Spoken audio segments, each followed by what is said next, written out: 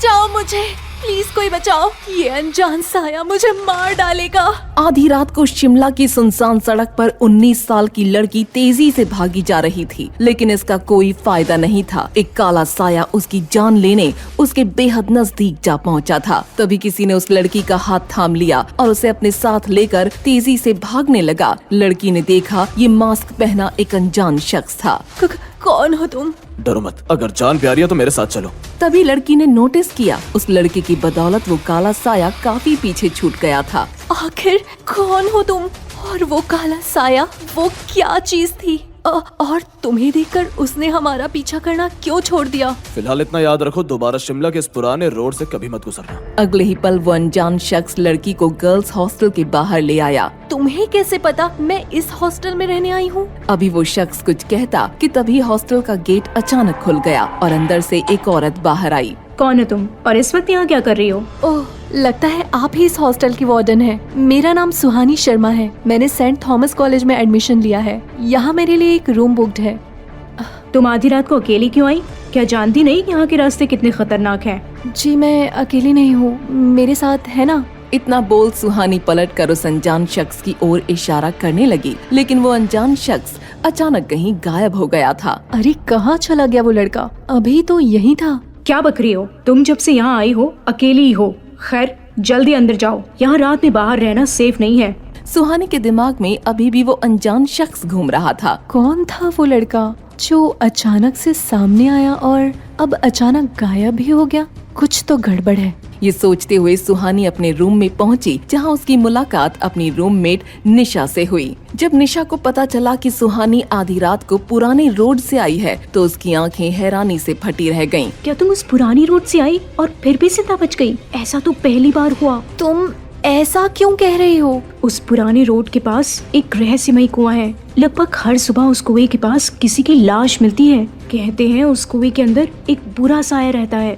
ये सुन सुहानी के हाथ पैर ठंडे पड़ गए। कुछ देर पहले वो उसी बुरे साए से टकराई थी। अगर वो लड़का ना होता तो वो कब की मर गई होती। आखिर कौन था वो लड़का और उसके आने से वो परछाई कहाँ चली गई? क्या वो परछाई मुझे मारने आई थी और उस लड़के ने मुझे क्यों बचाया? उस लड़के और बुरे साए के बारे में सोचते सोचते सुहानी की आंख लग गई। दूसरी तरफ पुराने रोड के किनारे मौजूद कुएं पर एक औरत हाथ में टॉर्च और कैमरा लेकर छानबीन कर रही थी। यहाँ तो कोई भी नहीं है। बेकार में ही लोगों ने यहाँ किसी आत्मा की कहानी फैलाकर रखी है और इसका फायदा उठाकर यहाँ के लोगों को मार रहा है। पता नहीं ऐसी झूठी कहानी बनाकर लोगों को क्या मिल जाता है। ये कहानी झूठी नहीं है।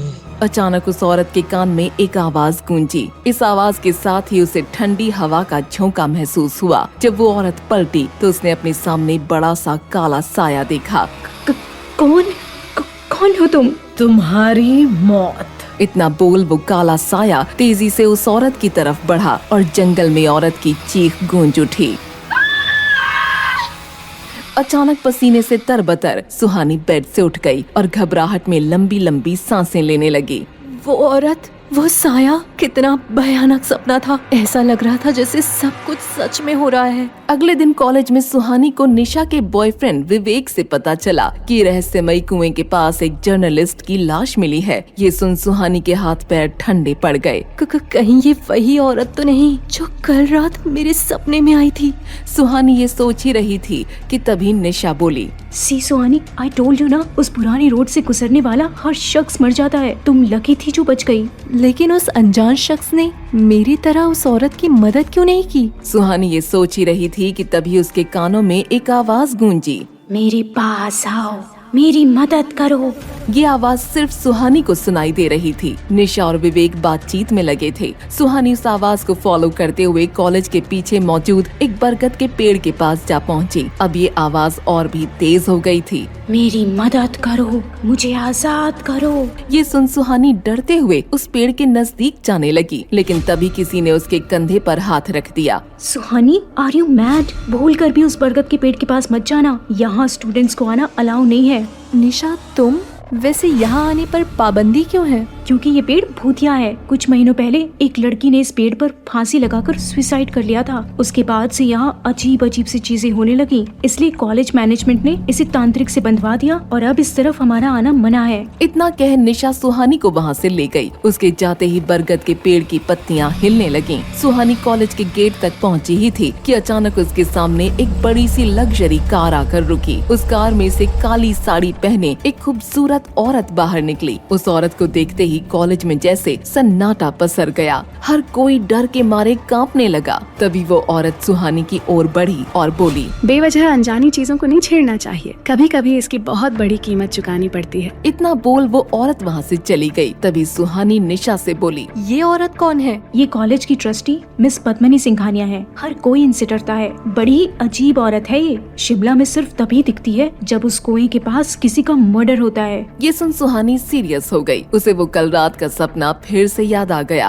अच्छा निशा, एक बात बता, कल रात को जर्नलिस्ट का जिस कुएं के पास मर्डर हुआ था, सब उसे विशिंग वेल क्यों बोल रहे थे? कहते हैं उस कुएं से जो भी मांगो वो मिल जाता है, लेकिन उसके बदले तुमसे कुछ ऐसा छीन लिया जाता है जो तुम्हें बहुत प्यारा होता है। लोग तो ये भी कहते हैं उस कुएं में एक आत्मा रहती है जो सबकी विश पूरी करती है। सुहानी को ये सारी बातें बड़ी अजीब लगती हैं। रात को सुहानी हॉस्टल में गहरी नींद में सो रही थी। तभी उसके कानों में एक आवाज गूंजी, मेरी मदद करो, मुझे यहाँ से निकालो।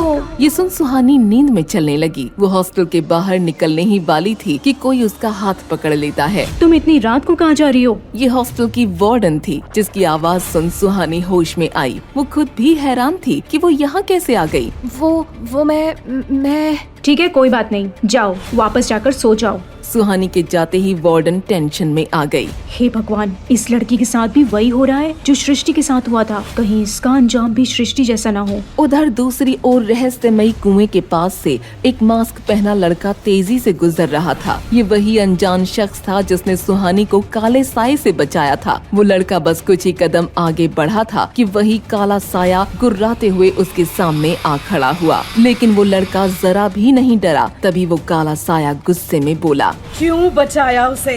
मासूम लोगों की जान लेना बंद करो। तुम अच्छी तरह से जानते हो ये मौतें कभी नहीं रुकेंगी। ये सुन लड़के ने गुस्से में साए को घूरा और वहाँ से चला गया। अगले दिन सुहानी, निशा और विवेक कॉलेज की पार्किंग में बातें कर रहे थे। तभी एक ब्लैक कार वहाँ आकर रुकी और उसमें से एक हैंडसम लड़का बाहर निकला। उस लड़के की नजर जैसे ही सुहानी पर पड़ी, वो एक पल के लिए ठहर गया और फिर वहाँ से चला गया। सुहानी को भी उस लड़के की आंखें जानी पहचानी सी लगी। निशा, ये लड़का कौन था? जो भी था बहुत ही बुरा इंसान था। तुम इससे जितना दूर रहो उतना अच्छा है। इतना बोल निशा गुस्से में वहाँ से चली गई। विवेक, ये निशा को क्या हुआ? वो उस लड़के को देखकर इतना गुस्सा क्यों कर रही थी? वो लड़का हमारे कॉलेज का प्रोफेसर युवराज दीवान है। इनके पापा यशवंत दीवान हमारे कॉलेज के ट्रस्टी हैं। कहा जाता है यशवंत दीवान उस विशिंग वेल से विश मांगकर इतने अमीर हुए हैं, लेकिन उसके बाद उनकी पत्नी मेंटली डिस्टर्ब रहने लगी। लेकिन निशा युवराज को देख इतना गुस्सा क्यों कर रही थी?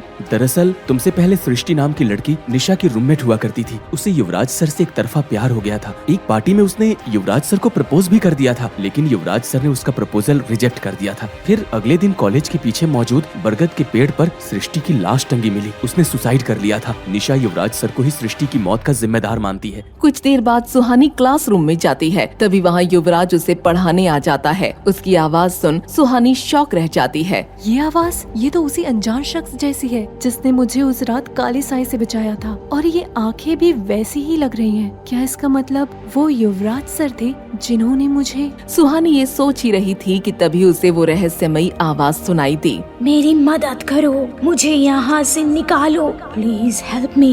तभी सुहानी ने नोटिस किया कि युवराज सर भी पढ़ाते पढ़ाते अचानक रुक गए और क्लास से बाहर चले गए। क्या मेरी तरह युवराज सर ने भी आवाज सुनी? पता करना पड़ेगा। इतना बोल सुहानी भी क्लास से बाहर चली गई। तभी उसे फिर से वो आवाज सुनाई दी, मेरी मदद करो, मैं बरगद के पेड़ में कैद हूँ, मुझे आजाद होना है। तुम कौन हो और तुम्हें किसने कैद किया है? सुहानी ने उस रहस्यमयी आवाज से बात करना चाहा, तभी उसके कानों में आवाज आई। मेरा नाम सृष्टि है, मुझे काले साए ने कैद किया है, प्लीज हेल्प मी। लेकिन मैं तुम्हारी मदद कैसे कर सकती हूँ?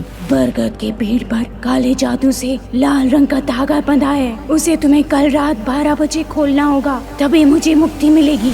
लेकिन उस साए ने तुम्हें बांध कर क्यों रखा है? अब सुहानी को कोई जवाब मिलता तभी उसके कानों में एक लड़के की आवाज गूंजी। सॉरी सृष्टि, तुम्हारी इस हालत का जिम्मेदार मैं हूँ। सुहानी को एहसास हुआ कि वो सृष्टि की आत्मा से बात करते करते बरगद के पेड़ के सामने जा पहुंची थी, लेकिन वहाँ पहले से एक शख्स मौजूद था। उस शख्स का चेहरा देख सुहानी के होश उड़ गए। युवराज सर, ये क्या कर रहे हैं? तभी युवराज की नजर सुहानी पर पड़ी। तुम यहाँ क्या कर रही हो? सर वो मुझे आपको थैंक्स कहना था। किस बात का थैंक्स? वो उस रात कुएं के पास आपने काले साए से मेरी जान बचाई थी ना। ये क्या बकवास कर रही हो? मैंने ऐसा कुछ नहीं किया। इतना कहकर युवराज जाने लगा, तभी सुहानी पीछे से चिल्लाई। सर, मुझे भी वो आवाजें सुनाई देती हैं। ये सुन युवराज के कदम अपने आप रुक गए। कैसी आवाजें? इस पेड़ से आने वाली आवाजें जो एक लड़की की है। और क्या कहती हैं वो आवाजें? वो मदद मांगती है, कहती है आजाद कर दो मुझे। आजाद? लेकिन कैसे? हमें कल रात 12 बजे पेड़ पर बंधे लाल धागे को खोलना होगा, तभी सृष्टि की आत्मा को मुक्ति मिलेगी। ये सुन युवराज कुछ सेकंड के लिए काफी सीरियस हो जाता है, फिर सुहानी को देखकर कहता है, तुम्हारे दिमाग को इलाज की जरूरत है, ये सब तुम्हारा वहम है। अगर ये मेरा वहम है तो मैं ही इसे दूर करूंगी। कल रात मैं खुद इस बरगद के पेड़ पर आकर ये लाल धागा बांध दूंगी। ये सुन युवराज सुहानी को एकटक देखने लगा, फिर कुछ सोचकर बोला, ठीक है, अगर तुम ये पागलपन करना ही चाहती हो तो मेरे सामने करना। वैसे भी बहुत से स्टूडेंट्स की जान जा चुकी है, मैं नहीं चाहता तुम्हारा भी वही अंजाम हो। तभी सुहानी उस पेड़ की ओर देख भावुक हो गई। काश सृष्टि ने सुसाइड नहीं किया होता। सृष्टि ने सुसाइड नहीं किया था, बल्कि उसके साथ। इतना बोल युवराज रुक गया और बिना कुछ कहे चला गया। अगले दिन सुहानी और निशा कॉलेज में बातचीत में लगे थे, तभी विवेक एक ब्रेकिंग न्यूज लेकर आ गया। यार, तुम लोगों को वो जर्नलिस्ट याद है जिसका कुएं के पास मर्डर हो गया था? उसकी एक फ्रेंड इस केस की इन्वेस्टिगेशन करने आई थी। बातों बातों में उसने बताया सृष्टि ने सुसाइड नहीं किया था, बल्कि उसका मर्डर हुआ था। उसने कहा कुछ बड़े लोग इस केस को दबाना चाहते हैं। कौन बड़े लोग? वो तो पता नहीं। वो जर्नलिस्ट उसका नाम बताने वाली थी कि तभी अचानक बेहोश होकर गिर पड़ी और कोमा में चली गई। ये सुन सुहानी ठान लेती है कि चाहे कुछ भी हो जाए, वो सृष्टि की मौत का राज सुलझा कर रहेगी और आज रात 12 बजे हर हाल में उस बरगद के पेड़ पर लगा लाल धागा खोल देगी। उधर दूसरी ओर युवराज किसी को कॉल करता है। सुहानी शर्मा, कल सुबह से पहले इस लड़की की नींद नहीं खुलनी चाहिए। इतना कहकर युवराज ने कॉल कट कर दिया। रात को 12 बजने में सिर्फ 10 मिनट बाकी थे। सुहानी का कहीं कोई अता पता नहीं था। वहीं युवराज उस बरगद के पेड़ के सामने खड़ा था। वो पेड़ पर बंधे लाल धागे को खोलने आगे बढ़ा ही था कि तभी उसके कदम अपने आप जमीन से चिपक गए। कई कोशिशों के बावजूद वो आगे नहीं बढ़ पा रहा था। तभी उसका शरीर हवा में ऊपर तैरने लगा। फिर अचानक उसके सामने वो काला साया आकर खड़ा हो गया। तुम्हारी इतनी हिम्मत, तुम मुझसे टकराने की जुर्रत कर रहे हो। सृष्टि की आत्मा कभी आजाद नहीं होगी। इतना बोल उस काले साए ने हवा में तैर रहे युवराज को जोर से जमीन पर पटक दिया। अगले ही पल युवराज के मुंह से खून निकलने लगा। ये देख वो काला साया हंसने लगा। कोई नहीं रोक पाएगा मुझे। जो भी मेरे रास्ते में आएगा मिट्टी में मिल जाएगा। तभी पीछे से एक आवाज आई। मैं रोकूंगी तुझे। ये सुहानी थी जो काले साए को खुली चुनौती दे रही थी। तू रोकेगी मुझे? उस रात तो तू मेरे हाथ से बच निकली थी, लेकिन आज तुझे बचाने वाला भी जमीन पर बेसुध पड़ा है। अब तू देख तेरा क्या अंजाम होता है। इतना बोल वो काला साया तेजी से सुहानी की ओर बढ़ने लगा। तो अब होगा क्या? सुहानी कैसे बचाएगी खुद को उस काले साए से? आखिर क्या है उस रहस्यमयी कुएं और सृष्टि की मौत का राज? जानने के लिए अभी क्लिक कीजिए इंस्टॉल बटन पर और पॉकेट FM पर फ्री में सुने रोंगटे खड़े कर देने वाला ये शो साया, अ कर्स्ड लव स्टोरी।